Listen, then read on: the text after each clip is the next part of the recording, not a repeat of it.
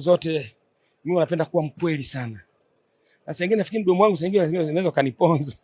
Lakini kwenye ukweli bahati mbaya na Ramadhani lazima tuseme kweli. Leo man of the match is the referee. Referee? Yes, man of the match. Kwa nini? Ndio decide game. Ndio decide game. Wenye akili zao na wenye fahamu zao za mpira na watu wa mpira. Sio wale kuja na mbio za mwenge kwenye mpira. Wameona mpira mchezo wa wazi sana. Tukio lipi kocha ambalo naamini muamuzi aliliamua likawapa faida? Ukienda kuangalia marudio mtaona ile penalty iliyonyimwa na penalty aliyotoa. Kama yeye ana declare ile penalty aliyotoa ni ya kweli, basi atanisamehe mimi. Na kama penalty aliyonyima ile kwamba haikuwa kweli, basi atanisamehe mimi. Lakini kwenye football iko hivyo. Mimi sipendi sana kuzungumzia hao wapiga filimbi. Kwa sababu na mimi the end of the day mpira ni mchezo wa wazi.